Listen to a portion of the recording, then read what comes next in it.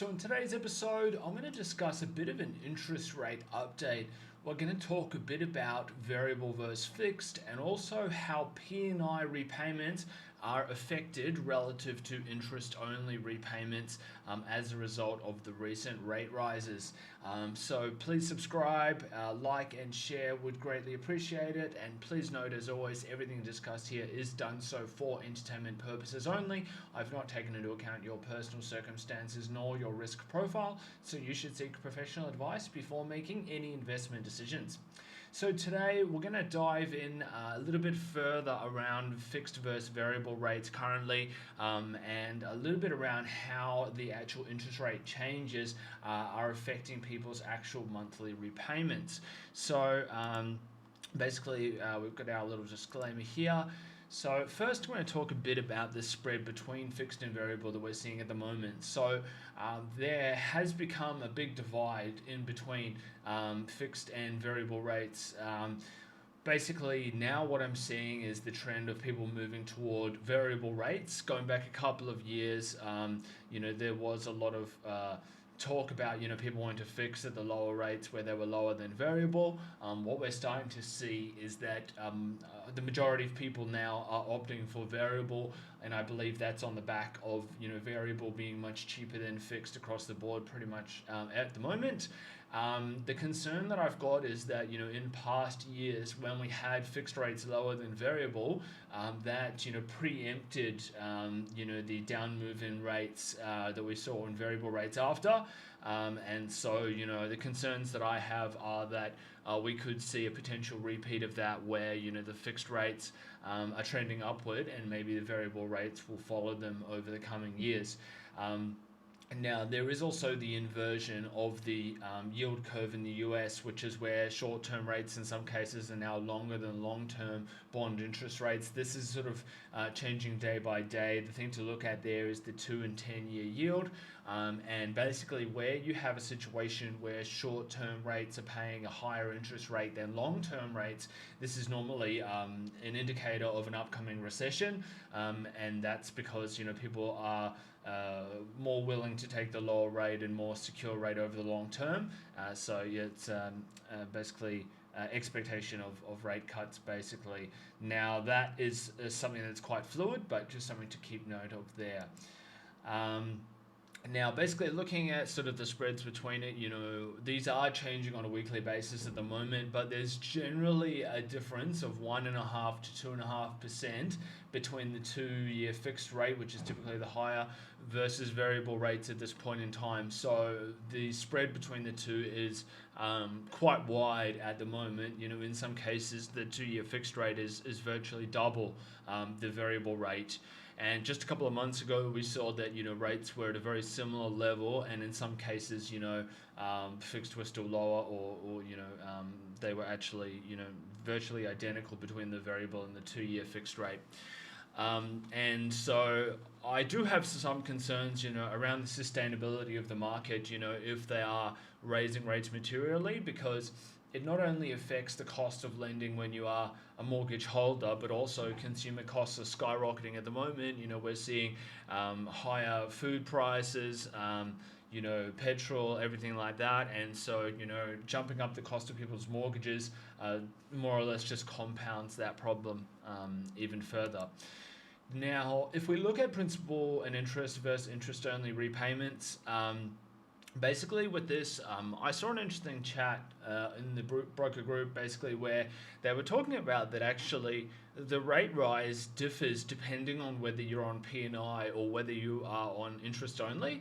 And so, for example, your rate repayment actually will increase more if you're on IO. So, for example, if you're on P&I, so principal and interest, $1 million loan, and let's say you're on a 3% rate right now versus, a $1 million interest-only rate, again, starting on 3%.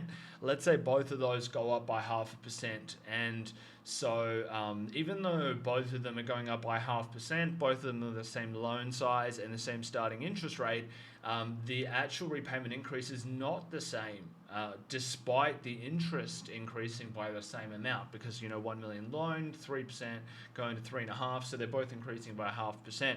However, when it comes to actual repayments, so the P&I repayment will go from 4217 a month to 4491, so 274 a month more, versus interest only will actually go from 2500 to 2917. So it's actually $417 higher, which is actually substantially higher. And I'll just move this to the side so you can see here. So basically 274 versus 417. So whether you're on IO or whether you're on P&I is actually going to significantly affect how much additionally you're paying. So the short thing here is that investors, who are the ones that are typically sitting on interest only, are typically going to be, hurt a lot more than people who are on P&I typically just for their standard home. Now, looking forward, trying to pick the direction here is obviously very difficult. The old saying is, if I knew the answer to that, I'd be drinking pina coladas on the beach. But it's clear that you need to be in a position of having a bit of liquidity on hand so that you can ride out any potential upcoming storms. Now, we can't be sure how long rates will rise for and for how long, but it can be potentially devastating if repayments were to say double, or if they take the cash rate to 2.5%, 3% over the next couple of years. It's going to be an enormous increase in repayments for people, and I think that could be very devastating for people in terms of what their cash flow looks like, and then that flows through to businesses and everything like that. And as there's less demand in business, then that's not good for jobs, and then again the cycle of recession sort of moves forward. And it's important to note that while we still have competitive variable rates out there at the moment, so a lot of stuff still on the twos, the trajectory, it's sort of very challenging. In the US, I'm seeing talk of new mortgage rates. I think it's actually over 6% I saw now, and in New Zealand in the 5% ballpark as well. So these are other countries that have historically been quite low on interest rates in prior years, and it looks like they're trending upward now as well. In addition to mortgage repayments increasing, rents are also rising in a lot of situations. So this does somewhat offset interest rate costs. This is good as a landlord, but obviously terrible if you are renting and saving to buy. And this is something that should be considered also. That I saw a media headline recently about choosing your bad. So do you want to pay a high amount of rent, or would you rather pay a big mortgage with an increasing rate? So sort of neither good options, but those are, I guess, the options that are available. Trajectory of the market, wanted to just briefly touch on this. So, we have seen recent data showing Sydney and Melbourne in particular was starting to decrease, and it's important to note that, sentiment is highly important when it comes to asset pricing. Consumer confidence and the fear of missing out are real things when it comes to pricing assets. I think you need to be very careful of the market softening, especially if you have a short-term time horizon. If you do have a long-term time horizon, and ideally you should be in a strong cash flow position as well to service the debt, so that way even if rates do increase a lot, you'll be in a position to be able to hold, and you should aim to build up some liquidity to keep you safe in case things do get extreme, because we don't know how high rates can go here. And personally, I've already started to decrease my discretionary spending, and so if other people follow suit, then we will potentially see the economy flow through and potentially deteriorate, with the lower rate of spending being done. The wealth effect, which is the concept of people spending, as they become wealthier, that is a real thing. And so if people see their asset prices, very much trending down, then that may, cause them to reduce their discretionary spending.